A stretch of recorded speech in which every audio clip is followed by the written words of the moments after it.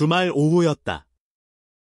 늦은 점심을 먹고 사무실로 돌아오니 직원들은 모두 퇴근하고 없었다. 흔들리는 사업 탓에 나는 근심으로 가득했다. 아직 절망할 시기는 아니었지만 모든 것이 위태로워 보였다. 희망을 걸었던 부동산 투자도 결국 실패였다. 한마디로 되는 일이 없었다.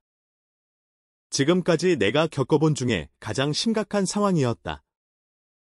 어떻게 해결해야 하나 고심하던 중에 갑자기 전화가 울렸다. 놀랍게도 오랜 친구의 목소리가 들려왔다. 이게 데이브의 목소리라니. 나는 믿을 수가 없었다.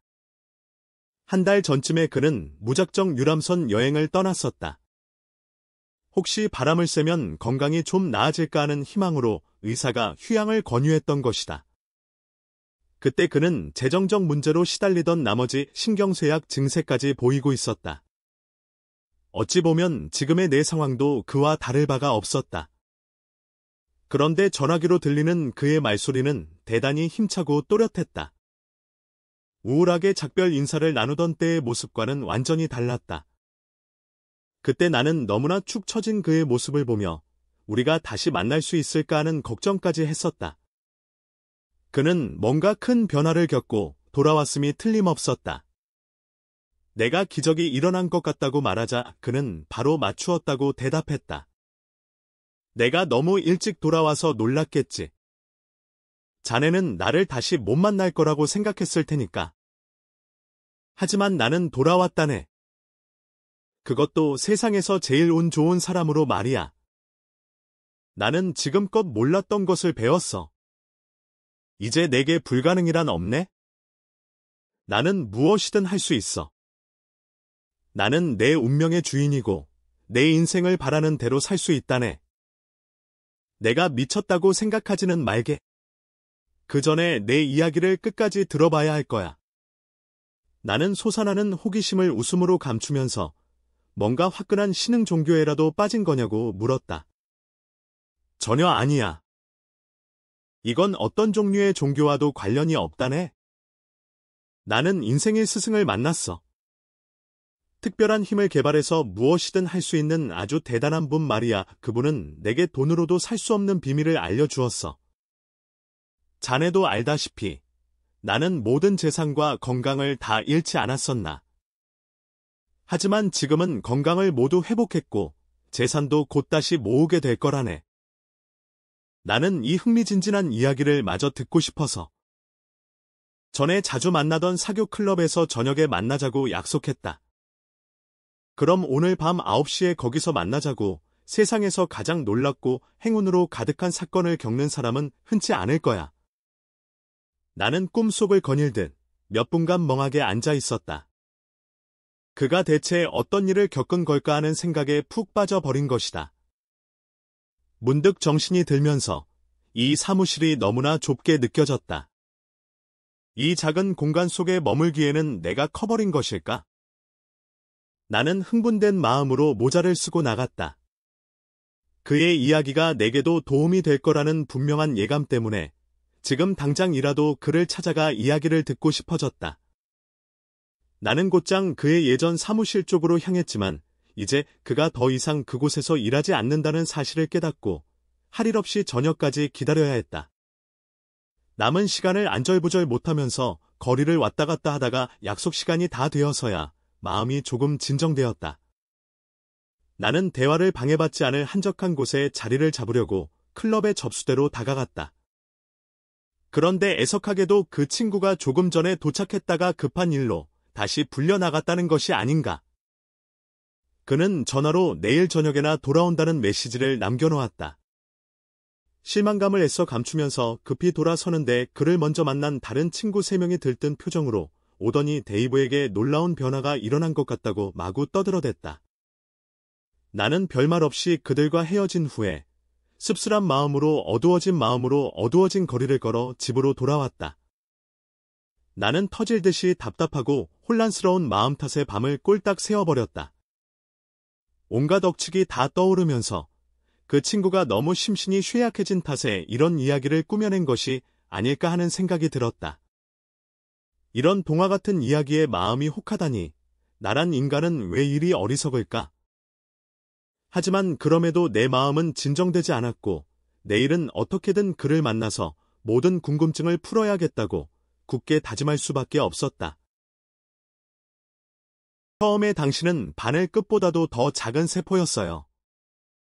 잘 생각해 보세요. 바늘 끝만한 세포나 씨앗 속에 지금도 당신 모습이 온전하게 다 들어 있었다는 놀라운 사실이려.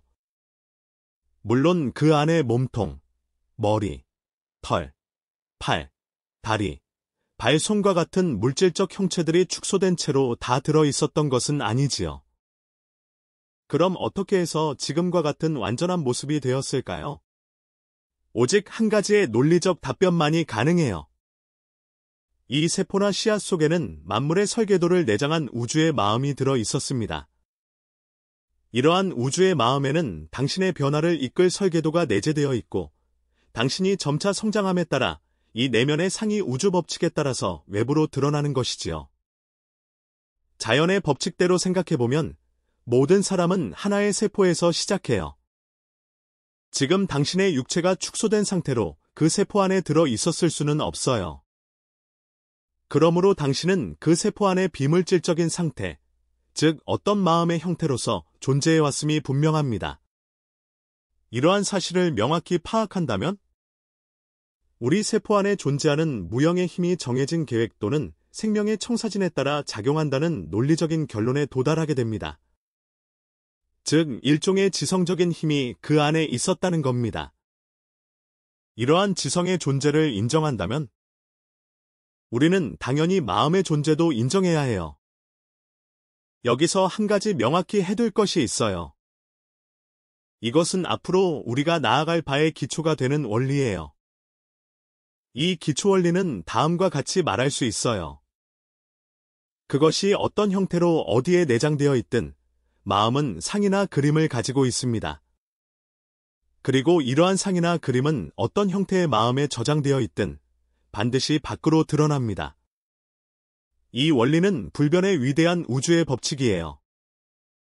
우리는 이 법칙을 잘 활용해서 환경과 조건을 완벽하게 지배할 수 있어요. 당신의 이런 일들을 많이 겪었을 거예요. 마음속으로 무언가를 갖거나 누군가를 만나고자 원했는데 얼마 되지 않아서 실제로 그 물건을 갖거나 그 사람을 만나게 되었던 일 말이죠. 그럴 때 이게 무슨 우연의 일치지? 바로 오늘 아침에 나는 당신을 생각했어요. 하고 소리 지른 적이 없었나요? 이런 일은 결코 우연이 아니에요. 신기한 일도 아니에요. 그저 명확한 법칙에 의해서 당연히 일어나는 현상이지요. 그런데 만약 제 말이 사실이라면 왜 모든 생각이나 희망이 현실 속에서 이루어지지 않는 걸까요? 실제로 많은 일들이 이루어져요. 하지만 우리가 우주의 법칙에 무지하다 보니 부주의하게 그냥 흘려보냈을 뿐이에요. 한편으로 전혀 실현되지 않는 희망들도 많지요. 라디오를 예로 들어 설명해보죠. 좋아하는 음악을 들으려면 당신은 하나의 방송에만 주파수를 맞춰야 해요. 공중에는 수많은 전파 방송이 방출되고 있기 때문에 주파수를 잘 맞추지 않으면 잡음이 뒤섞인 찌지직 소리만 듣게 돼요. 하지만 잠시라도 원하는 방송에 정확히 주파수를 맞춘다면 명확한 소리를 듣게 되고 당신은 만족을 느낄 겁니다. 이제 좀 이해가 되시나요? 다시 말해서 방해되는 다른 생각들 없이 오로지 원하는 바에만 초점을 맞추면 그때 당신의 마음은 여러 군데로 분산되지 않고 온전히 한 방향으로만 힘을 쏟아 그 생각을 현실로 만들어냅니다. 문득 마음이 완전히 텅 빈 상태로 허공을 응시하고 있는 자신을 발견한 적이 없었나요? 만약 그런 순간에 약간의 힘만으로 어떤 소망과 열망을 외부로 투사한다면 지구상의 어떤 것도 그것이 실현되는 과정을 막을 수가 없습니다. 그렇다면 당신으로 하여금 원하는 바에 집중하지 못하게 하는 마음의 혼란은 어디에서 오는 걸까요? 그것은 사람들이 자기 내면의 힘보다 더 큰 힘이 외부에 존재한다고 잘못 믿고 있기 때문이에요. 체계적인 훈련으로 내면을 깨끗이 정돈한 후에는 모든 건설적인 생각이 저절로 실현되고 당신은 인생의 모든 상황과 조건을 지배하게 됩니다. 내 말이 진실인지 아닌지를 밝히는 길은 하나밖에 없어요. 바로 당신이 직접 해보는 것이지요.